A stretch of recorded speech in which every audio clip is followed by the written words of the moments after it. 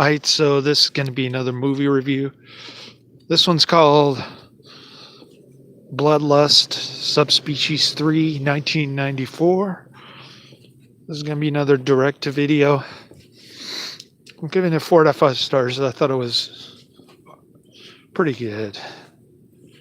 It, it plays like an R-rated sci-fi channel movie kind of deal. Has the lane piano synthesizer going. That's why it kind of reminded me of sci-fi channel movie, but it's about this vampire Radu. Apparently all the movies are pretty much the same.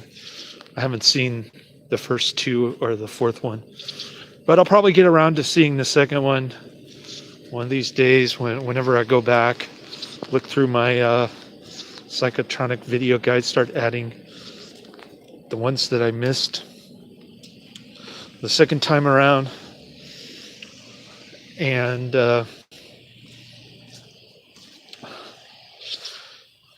in any case, Radu is ugly.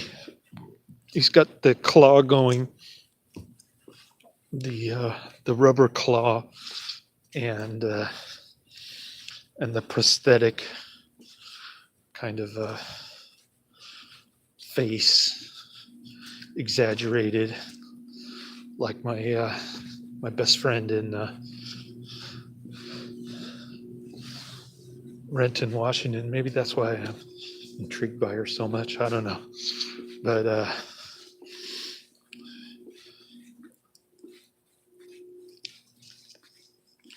her YouTube channel name is Aging Tamarin, which is kind of self-deprecating humor, I guess. In any case, I didn't know vampires bit each other, but he's got this this gal, Michelle, under his spell. He calls her I forget what he calls her. But anyway, she's got the cleavage going, the white cleavage, and her sister is William Shatner's daughter. She's pretty hot. She wastes no time to take her clothes off for no apparent reason at the beginning of the movie. This movie wastes no time, and it's kind of far off in the distance, and you only get to see her behind, and the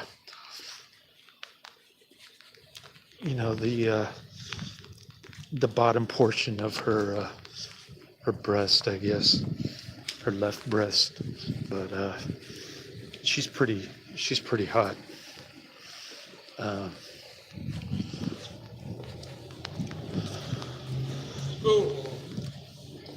Yeah, this guy's been yelling and screaming over at Holiday Inn Express. Now he's making his way down to Bay Street. The night critters, they like to come around this time of night. They've got some kind of mental disorder, crystal meth, PCP issue. And so he came around shouting at the Holiday Inn Express. I went to go drop off my Netflix DVD in the rain, and he followed me. Probably unbeknownst to him. Anyways, getting back to the movie. It's got some pretty cool makeup, special effects. Radu's mother is this ugly looking thing. I guess it's supposed to be a mummy witch. And he ends up killing her at the end, but anyways,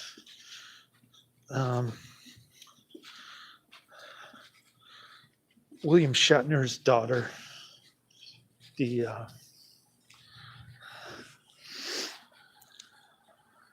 She's got a boyfriend to help her rescue her sister, and they hire some CIA guy. He lasts about 5 minutes in the movie.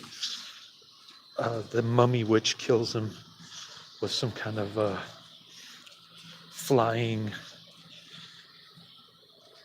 spear. It looks like something from Cro-Magnon era, and I'm just gonna stand on the corner because somebody's sitting on the bench over there at Holiday Inn Express.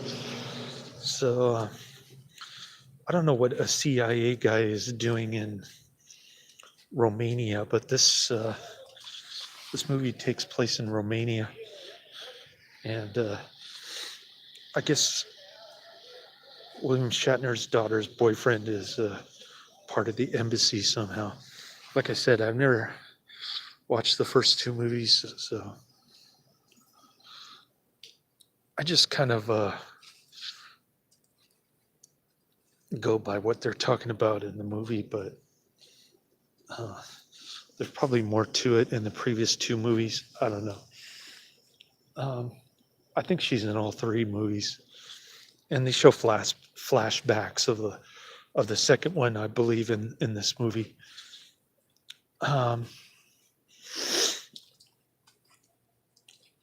So I don't know how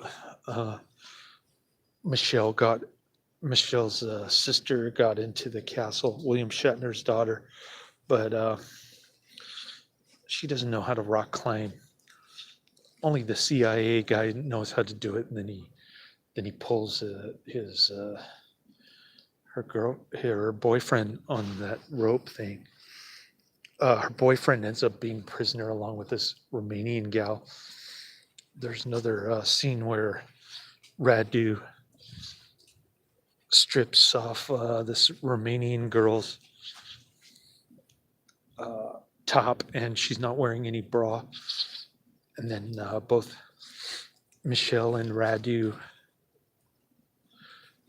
start drinking the blood from her neck.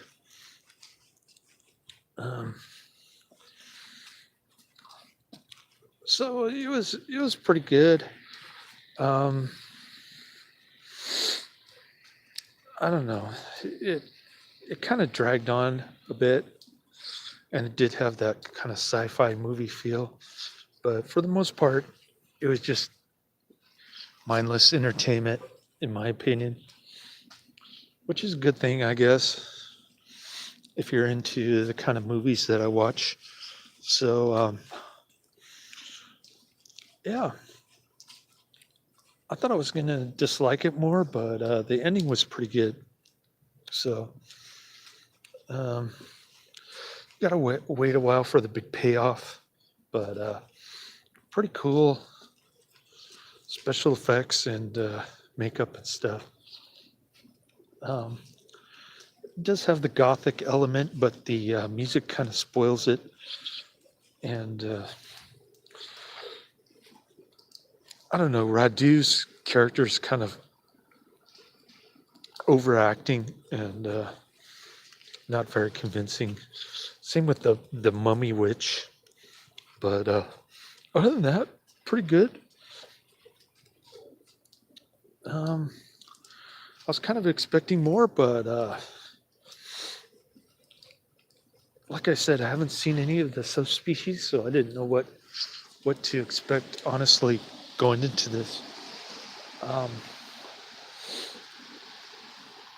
Netflix thought I was going to give it a 5 out of 5, but their algorithm was off a little bit. So, anyways, I've got. What do I have on my queue? I'm trying to remember.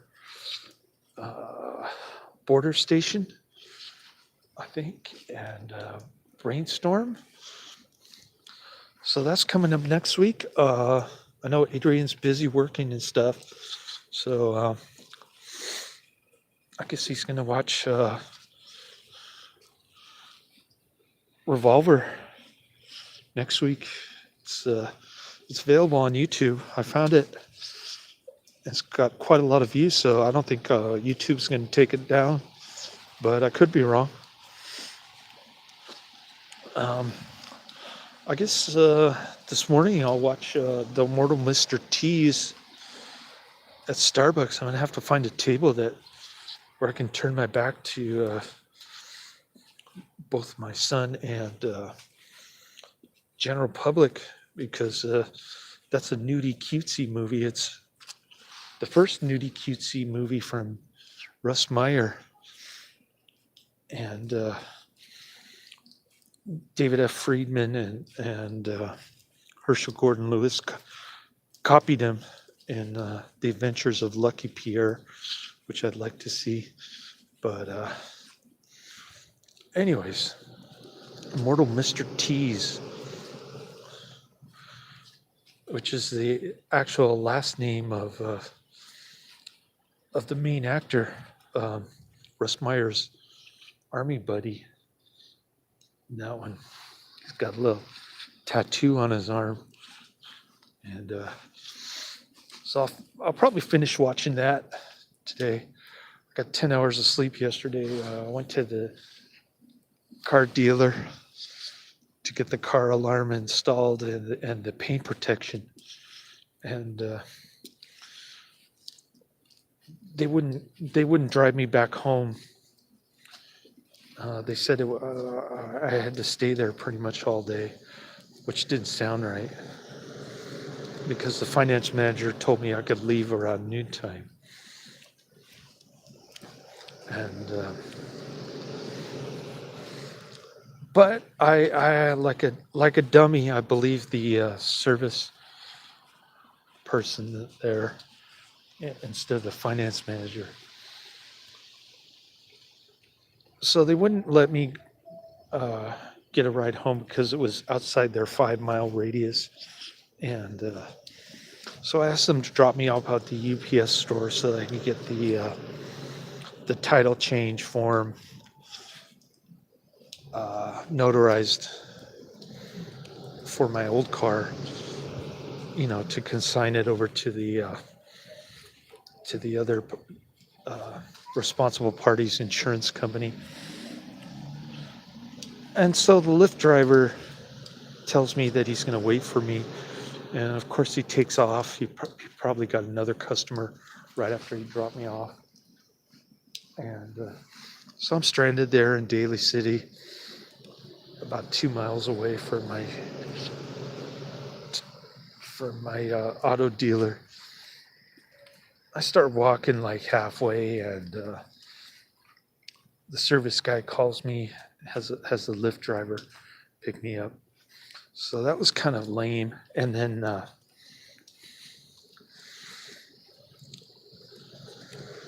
end up going to KFC for lunch, wasting $9, thinking that I have to wait another 4 hours. By the time I get back there, my car is ready, like 12:30 p.m. So I wasted $9 on KFC lunch. I could have just picked up my car, gone home, eaten lunch before I got my 10 hours sleep. But I'm not real tired right now. It's 3 a.m., something like that. And it's not raining real hard. It's just kind of like a drizzle. And I'm underneath the little ledge at the Holiday Inn Express. So it's shielding me from the rain somewhat. It is quite cold though. It's about 40 degrees or something ridiculous. That's why I've got my hat, my scarf and everything. Got my little portable heater going. But yeah, I'm not real tired. I don't feel like sleeping. And Tinder says there's nobody new around me. So it's impossible to get a date on these dating apps. It's like a joke. Anyways, Um,